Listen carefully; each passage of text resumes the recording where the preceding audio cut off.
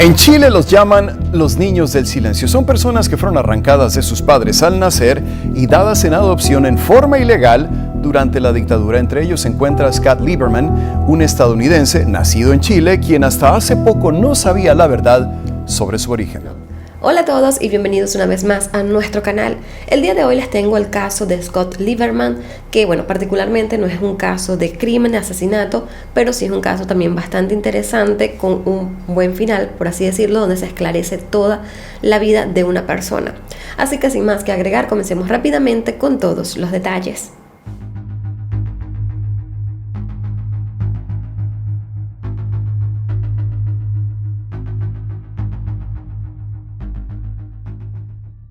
Scott Lieberman es un hombre de 42 años que vive en San Francisco, California. Desde muy pequeño supo que había nacido en Chile y que había sido adoptado por una pareja estadounidense que lo llevaron a vivir a dicho país desde que era un bebé.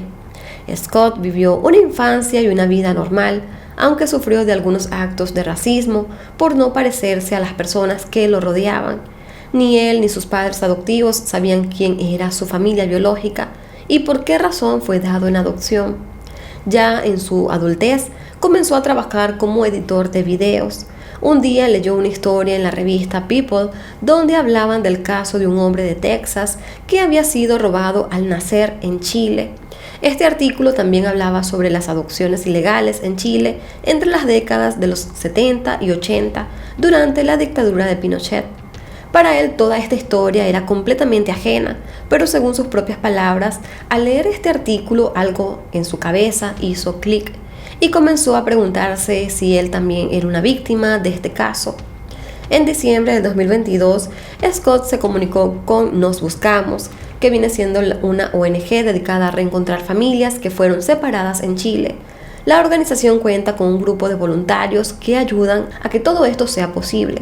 A la par se contó con la ayuda también para realizar pruebas de ADN que pudieran coincidir con alguna familia de Scott en Chile. Gracias a esta labor, en marzo del 2023 Scott encontró a Jenny Escalona Mardones, quien era su media hermana, hija de su mamá biológica. Jenny ni siquiera sabía que su madre había tenido un hijo en 1980. Con esta conexión familiar se realizó un trabajo investigativo donde se conoció qué fue lo que sucedió con Scott. Durante la dictadura del general Augusto Pinochet en 1973 y 1990, se llevaron a cabo miles de robos de bebés y posteriores adopciones ilegales. En los últimos años se han conocido muchos casos de bebés que fueron robados al nacer por monjas, sacerdotes, médicos o enfermeras, quienes realizaban estos terribles actos para lucrarse económicamente. Desafortunadamente, muchas de las personas que participaron en estos hechos ya están muertas, así como muchos centros fueron cerrados. Por estas organizaciones como Nos Buscamos, se ha dedicado a encontrar a las personas robadas con sus familias. Según los datos que obtuvieron, la historia de Scott pudo haber sido una de ellas. A finales de 1979, Rosa Esther Mardones, de tan solo 23 años, vivía en la localidad de Cañete de la región Biobío en Chile. Recientemente se había enterado que estaba embarazada.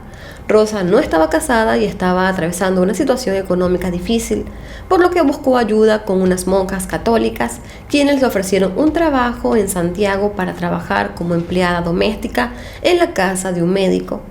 Mientras transcurría su embarazo, una trabajadora social se mostró interesada en ayudarla. No se sabe exactamente qué hablaron, pero se conoció que esta trabajadora social hizo que Rosa firmara una serie de documentos antes de dar a luz, lo cual era un poco inusual. El 21 de agosto de 1980, Rosa dio a luz a su segundo hijo en la clínica Providencia de Santiago. Después del parto solo pudo verlo brevemente antes de que la trabajadora social se lo llevara. Al momento del nacimiento de Scott, Jenny tenía cerca ya de 2 años de edad. Tras ser dada de alta, Rosa preguntó por su bebé, pero la trabajadora social la amenazó con llamar a la policía y llevarla a la cárcel si volvía a preguntar por él. La trabajadora también le dijo que su hijo probablemente estaría en Holanda o en Suecia. Además, le dijo que era una mujer pobre y soltera, que no era capaz de criar a otro hijo y que los papeles que había firmado eran la renuncia de sus derechos de paternidad.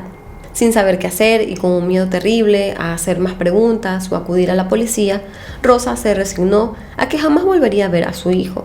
Lo que ella no sabía era que su bebé había sido dado en adopción a una pareja estadounidense que le dio el nombre de Scott Lieberman. Según el mismo Scott, sus padres adoptivos no tenían idea de que él había sido un bebé robado y que su madre no lo había dado en adopción voluntariamente. De hecho, todos los trámites de adopción que ellos firmaron fueron completamente legales. Se conoció que Rosa murió de cáncer de huesos en el año 2015 a la edad de 58 años, sin saber qué sucedió con su hijo. En una entrevista a un programa de televisión, Jenny aseguró que su madre jamás dijo nada sobre la existencia de Scott. Sin embargo, Jenny recuerda que había cosas que su madre hacía que siempre le parecían extrañas, pero que ahora le ve sentido. Durante sus últimos años de vida, Rosa decidió mudarse cerca del aeropuerto de Santiago y en ocasiones le gustaba ir al aeropuerto para ver a las personas bajando de los aviones, esto sin ninguna razón aparente. Ahora Jenny entiende que quizás su madre solo esperaba ver bajar a alguien que se pareciera a ella, así que se puede decir que hasta el final ella esperó que su hijo regresara. Según Jenny, durante su lecho de muerte, Rosa regresó a Cañete, que viene siendo su pueblo natal, y solo decía que la razón de su mudanza era porque ya no podía seguir escuchando a los aviones pasar. En algunos medios también se reseñó el reencuentro de Scott y Jenny, dado también en un aeropuerto de Santiago, donde él viajó para encontrarse y conocer a su familia biológica más de 40 años después, y tal como su madre lo esperó durante años.